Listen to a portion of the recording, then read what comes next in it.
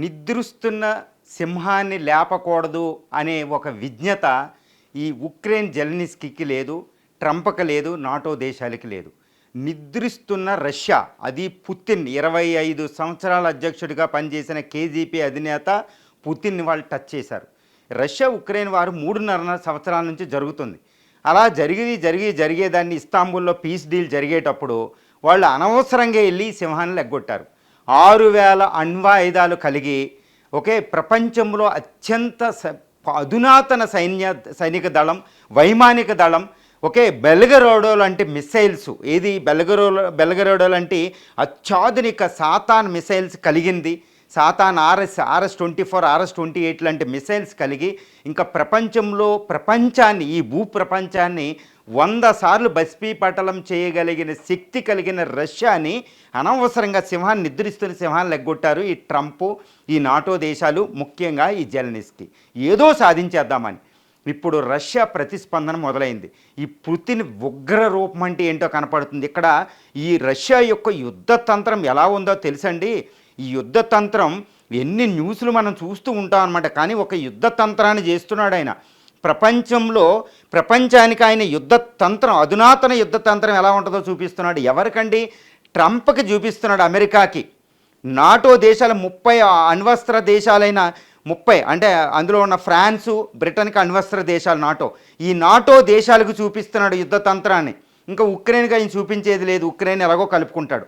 ఈ NATO పుతిన్గా Trump అమెరికాకి యుద్ధతంత్రం ఏం చూపిస్తున్నాడంటే, ఉక్రెయిన్ అనవసరంగా రెచ్చగొట్టి మీరు కూడా యుద్ధానికి దిగితే ఇదిగో అండి నా పరిస్థితి, నా ప్రతిస్పందన ఎలా ఉంటుంది. ఇప్పుడు చూడండి, మీరు యుద్ధం రష్యాతో చేయడానికి సాహసిస్తారా, వెనక తగ్గుతారా, ఉక్రెయిన్ని నాలో కలిపేస్తారని అడుగుతున్నారు అంతే. ఈ యుద్ధ తంత్రం ఎలా ఉంటుందో ఒక్కసారి చూడండి. ఎలా ఉంటుందంటే, ఈ TU-95, TU-160M ఫైటర్స్ని, వాళ్ళు బాంబర్స్ని ఉక్రెయిన్ యొక్క గగనతలంలోకి ఎంటర్ అవ్వకుండా రష్యాలోనే ఉంచి, బ్లాక్ సీ అవతల లేదా బ్లాక్ సీలో ఉంచి, అక్కడ నుంచి 4,500 కిలోమీటర్ల రేంజ్ వెళ్ళి KH-101 మిసైల్ని ప్రయోగిస్తున్నాడు ఆయన. అసలు రష్యా ఇప్పుడు ఉక్రెయిన్లో ఉన్న సిటీసు, కీవు, ఈ ఒడెస్సా, ఈ డొనెట్స్, ఈ రీజన్లు అసలు ఎలా అంటేనండి, 2వ ప్రపంచ యుద్ధంలో లండన్ మీద వేసాడనమాట హిట్లరు. ఈ జపాన్ నగరాల మీద అమెరికా వేసింది. ఆ బాంబులను దాటి 100 రెట్లు వినాశనం, విలయతాండవం కొనసాగుతుంది రష్యాలో. నేను ఎంత చెప్పినా మీకు తక్కువే, చెప్పడానికి మాటలు చాలవన్నమాట. ఆ విలయతాండం చూసినా మనకు తెలియదు, ఆ విలయతాండం అనుభవించే వాళ్ళకి తెలుస్తుంది. ఇది వైమానిక దళం. ఇక సుఖోయ్ 55th జనరేషన్ ఫైటర్స్ వెళ్ళి కొడుతున్నాయండి దాన్ని. అసలు ఉక్రెయిన్లో భూమి కంపిస్తుంది అనమాట ఆ బాంబు దాడులకి. ఇక ఒరిష్నికోవ్ అని, తర్వాత ఇస్కిందర్ M అనే ఒక మిసైల్ ఉంటుందండి, మీడియం రేంజ్ మిసైల్, మధ్యంతర శ్రేణి మిసైల్. ఆ మిసైలు ప్రయోగిస్తున్నాడు పుతిన్, అసలు తట్టుకోలేకపోతున్నారు. ఇక డ్రోన్లే వేలాది డ్రోన్లు అనమాట. డ్రోన్ టెక్నాలజీలో రష్యా ఏమాత్రం తక్కువ కాదు ప్రపంచంలో. అటువంటి అధునాతన డ్రోన్లు వెళ్ళి కొట్టేస్తున్నాయి అనమాట. బిల్డింగులు కొలాప్స్ అయిపోతున్నాయి, పవర్ సెంటర్, విద్యుత్ సెంటర్స్ కొలాప్స్ అయిపోతున్నాయి.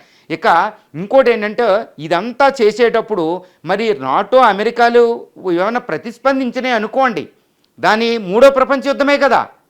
కానీ అది రాకుండా పుతిన్ ఒకటి చేస్తున్నాడు. ఓన్లీ ఉక్రెయిన్ వరకే పరిమితం చేసి ఏం చేశారంటే, ఆయన డెడ్ హ్యాండ్ అనేది ఒకటి ఉంటుంది, న్యూక్లియర్ కమాండ్ని అలర్ట్ చేసి పెట్టారు అంతే. ఇంకా ప్రపంచం నోరు మూసుకుని కూర్చోవాల్సిందే. పుతిన్ ఏం చేయడానికి ఉండదు. పుతిన్లో వణుకు మొదలైంది. ఇంత జరిగేటప్పుడు ఇంకొకటి జరుగుతుంది. ఈ రష్యా యొక్క సైన్యంలో ఈ గోస్ట్ ఆర్మీ టైప్లో ఉంటుంది అనమాట. ఈ రష్యన్ ఆర్మీ వెళ్ళి ఉక్రెయిన్ ఆక్యుపై చేసేసుకుంటుంది. ఇప్పుడే మీకు ఉక్రెయిన్లో మనకేంటంటే డోన్బాసు, డొనెట్సు, లుహాన్స్కు, ఈ రీజన్స్ ఆల్రెడీ రష్యా తీసేసుకుందండి. ఇంకోటి ఏంటంటే, ఉక్రెయిన్లో ఉక్రెయిన్ మ్యాప్ను మనం చూస్తే అసలు యుద్ధం ఎందుకు కొనసాగుతుంది అంటే అక్కడ ఒకటేనండి.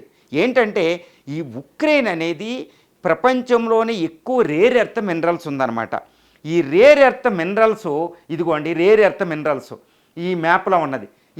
ఈ డొనెట్స్, ఈ రీజన్ ఆల్రెడీ రష్యా ఆక్యుపై చేసేసుకుంది. తర్వాత ఈ లుహాన్స్క్ అనేది ఆల్రెడీ ఆక్యుపై చేసేసుకుంది రష్యా. అంటే రష్యా ఆక్యుపేషన్లో వాళ్ళు వెళ్ళిపోయారు. ఆక్యుపేషన్లో చాలా వరకు వెళ్ళిపోయింది. ఎక్కువ రేర్ ఎర్త్ మినరల్స్ ఉన్న డోన్బాసు, లుహాన్స్క్ టెరిటరీని తీసేసుకుంది రష్యా. ఇప్పుడు ట్రంప్ ఏం చేస్తున్నాడు, మినరల్స్ నాకు కావాలంటున్నాడు. నాటో దేశాలు యూరోపియన్ అంటుంది, అరే ట్రంప్కి ఇస్తే ఇటు రష్యా గెలిపితే మేమేం అవ్వాలి, ఇప్పుడిప్పుడే చాలా జాగ్రత్త పడుతున్నాం, ఇప్పుడు చైనా ఇండియాతో పోటీ ఉంది అని ఈ నాటో దేశాలు. ఏదేమైనప్పటికీ ఉక్రెయిన్ని నరకం చూపిస్తున్నాయి ఈ నాటో ట్రంప్లు. అందుకనే వీళ్ళకి అధునాతన యుద్ధ తంత్రాన్ని చూపిస్తున్నాడు పుతిన్. ఇక రండి, మీరు దీని వెనకాలండి రెచ్చగొడతారా ట్రంప్ నాటో దేశాలు చూడండి, ఇంకా టర్కీ కూడా ఎడ్గాను కూడా అయిపోతుంది అక్కడ పెళ్ళి.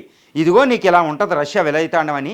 ఇప్పుడు రష్యా యొక్క యుద్ధ ట్యాంకులు అసలు Tu-95 వెళ్ళి అసలు ప్రయోగిస్తుంటే ఈ కింజాలు జిర్కాన్ వీటి కోసం ఎంత చెప్పుకున్నా తక్కువే.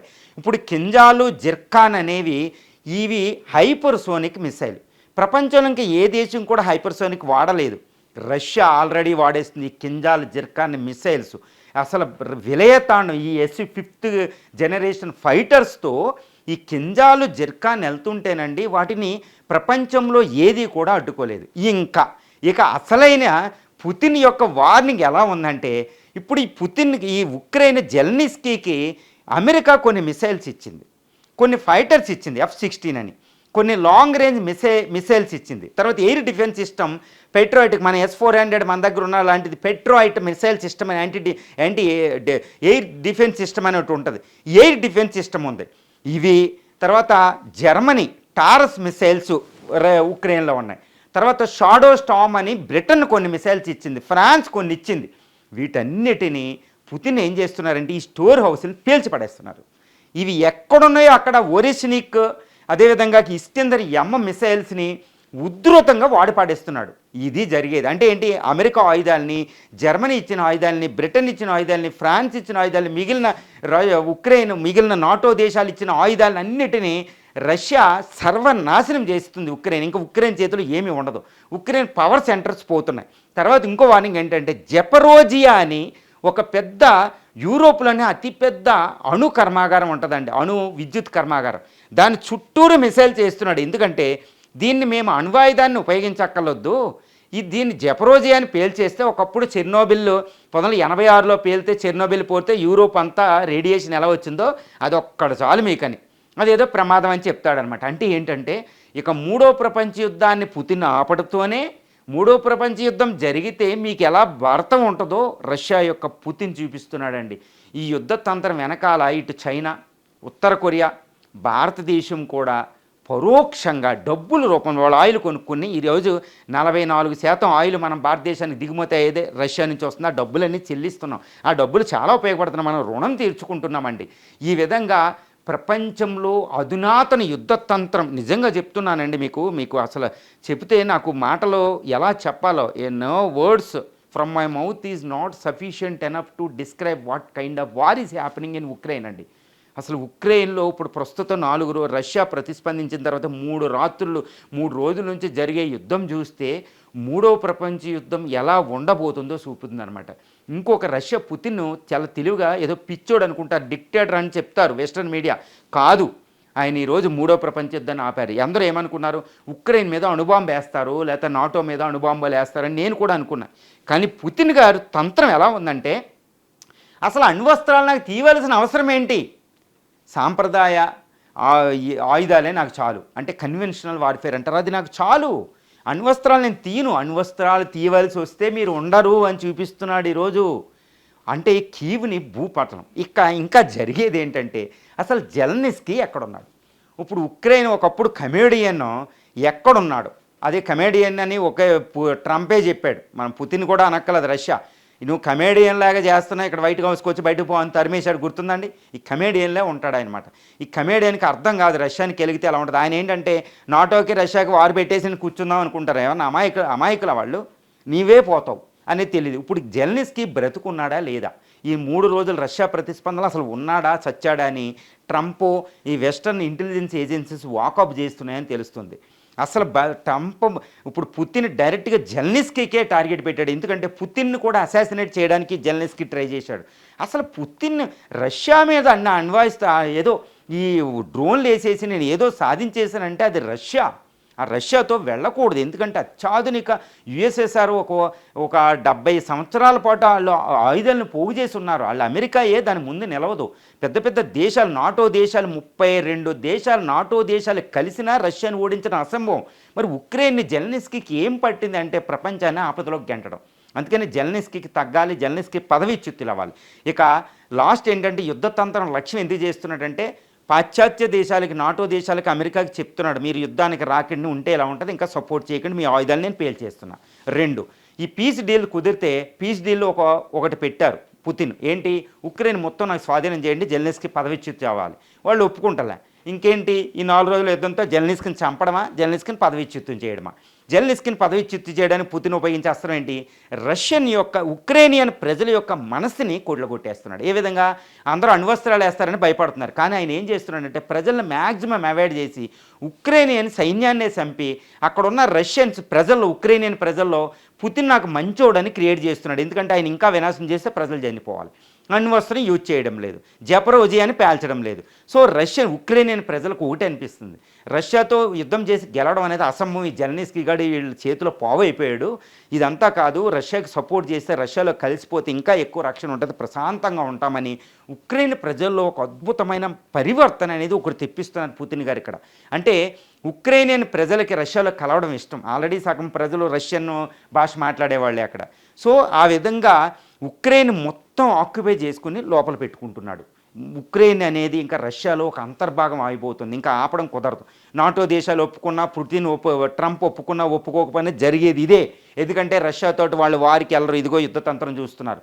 సో ఏమైనప్పటికీ 6,000 అణ్వాయుధాల మీద కూర్చుని 6,000 సూట్ కేసు బాంబు ఉపయోగించుకుని ప్రపంచంలో అత్యధికగా న్యూక్లియర్ ట్రేడ్ అని ప్రపంచాన్ని వినాశం చేసే బొలుగురోడ్ మిసైల్స్ అనేవి, ఇస్కిందర్ అనేవి, RS-24, RS-28 సాతాను క్షిపణులు పెట్టుకుంటే ఇంక ఎవరికి వెళ్ళకాలి, ఎలాంటి దేశం జోలికి వెళ్ళకూడదని ఒక యుద్ధ తంత్రాన్ని మనం ఉక్రెయిన్లో చూస్తున్నాం.